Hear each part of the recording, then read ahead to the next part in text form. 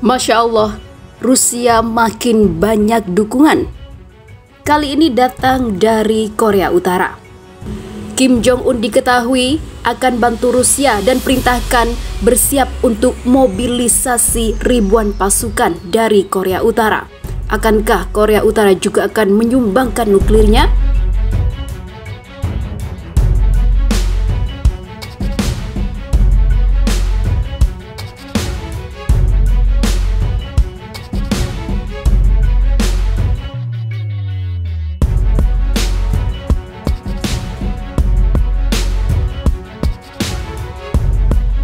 Korea Utara dikabarkan telah bersiap memobilisasi pasukannya untuk membantu Rusia pada konflik di Ukraina. Hal itu diungkap oleh sumber dari Provinsi Pyongan Utara.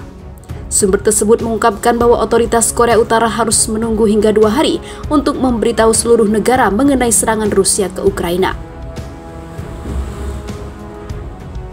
Sebelumnya hanya anggota penting dari partai yang berkuasa, Partai Buruh Korea, yang diberitahu pada rapat pribadi dan kemudian disebarkan ke seluruh negara. Setiap komite partai regional di provinsi telah memberitahu semua anggota partai bahwa sekutu kuat kita Rusia sedang berperang, ujar sumber itu kepada RFA seperti dikutip VOA. Hubungan internasional dengan Rusia sedang tegang, yaitu dengan Ukraina.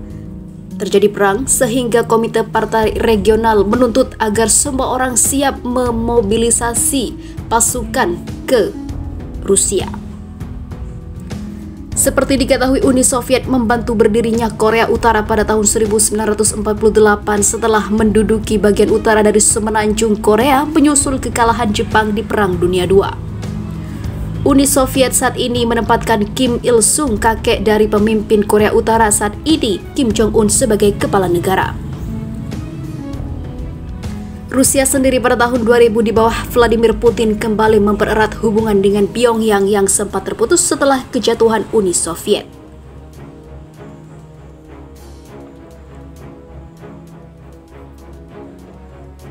Meski terlambat, anggota partai tak kaget dengan berita serangan yang dilakukan Rusia ke Ukraina. Mereka pikir hal itu wajar demi mempertahankan kedaulatan Rusia.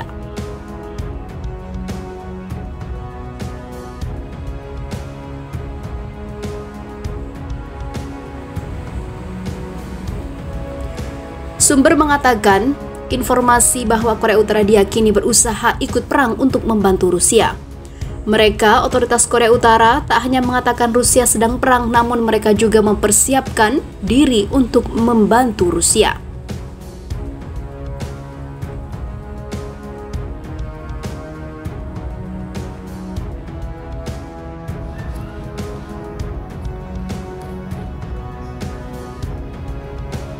Ukraina disikat Rusia, 35.000 pasukan NATO sibuk latihan perang. Meskipun mengklaim telah berhasil membunuh ribuan tentara dan menghancurkan ratusan kendaraan serta artileri perang Rusia, Ukraina tetap menderita banyak kerugian. Belum diketahui pasti jumlah korban jiwa dari warga sipil dan kerugian material yang dialami oleh Ukraina. Pada 25 Februari 2022 lalu, Presiden Ukraina Volodymyr Zelensky mengungkap kenyataan bahwa negaranya harus berjuang sendirian menghadapi serangan masif pasukan Rusia. Padahal di sisi lain, salah satu alasan kenapa Presiden Rusia Vladimir Putin memutuskan untuk melancarkan invasi adalah keinginan Ukraina bergabung dengan Pakta Pertahanan Atlantik Utara atau NATO. Memasuki hari ke-8 invasi Rusia, belum ada seorang prajurit dari negara anggota NATO yang dikirim untuk mendukung pasukan Ukraina melawan Rusia. Meskipun Inggris sebagai salah satu negara raksasa NATO sudah mengirim banyak senjata ke Ukraina. Saat serangan militer Rusia terus dilancarkan ke sejumlah wilayah di Ukraina, ternyata NATO menggelar latihan militer besar-besaran di Samudra Arktik. Informasi ini diketahui FIFA Militer dari laporan UK Defense Journal yang menyebut bahwa sekitar 35.000 personil militer dari 28 negara anggota NATO akan terlibat dalam latihan militer dengan Sandy Cold Response. Angkatan bersenjata Kerajaan Inggris Royal Armed Forces mengirim sejumlah alat utama sistem persenjataan andalannya ke wilayah kutub utara tersebut.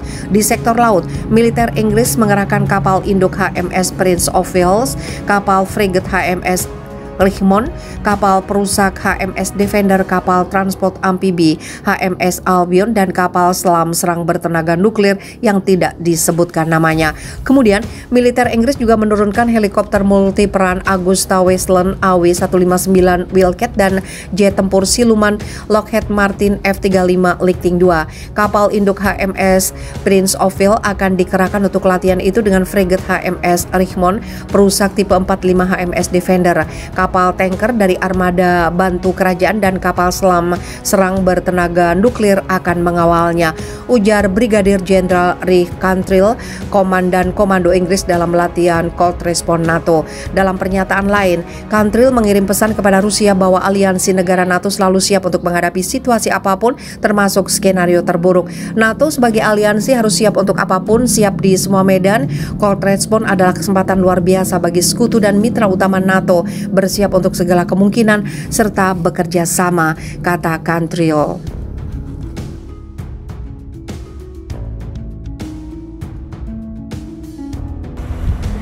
Takut terhadap Rusia, Israel tolak permintaan Ukraina membeli Iron Dome. Israel menghentikan upaya Amerika Serikat untuk mentransfer beberapa sistem pertahanan Iron Dome ke Ukraina.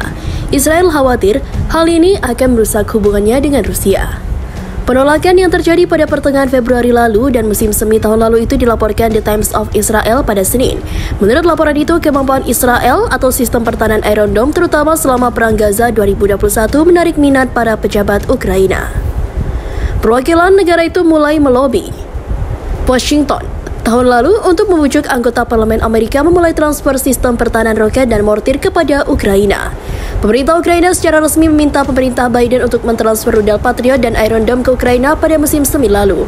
Pada saat itu, ketika tidak ada kekhawatiran tentang kemungkinan invasi Rusia, baik anggota parlemen Demokrat maupun Demokrat atau Republik mendukung penjualan tersebut.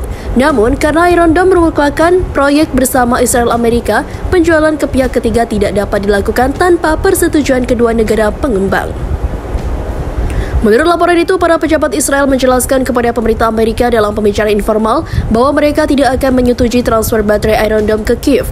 Hal ini karena Israel khawatir akan merusak hubungannya dengan Rusia, terutama mengingat pengaruh Moskow atas Suriah. Yakin dengan argumen Israel, Amerika membatalkan pengiriman rudal Iron Dome dan Patriot. Ukraina kemudian dalam beberapa bulan terakhir membuat pemerintah langsung kepada pemerintah Israel dan meminta pejabat untuk menyetujui penjualan tersebut, namun permintaan ini kembali ditolak oleh Israel. Perang Rusia-Ukraina membuat pening Israel karena hubungan baik dengan kedua negara. Hubungan Israel dengan Rusia sensitif karena Israel melakukan serangan udara terhadap target-target Iran di Suriah yang bersekutu dengan Rusia di mana pasukan Rusia hadir. Ada juga komunitas Yahudi yang signifikan di Ukraina dan Rusia yang diperhitungkan oleh Israel.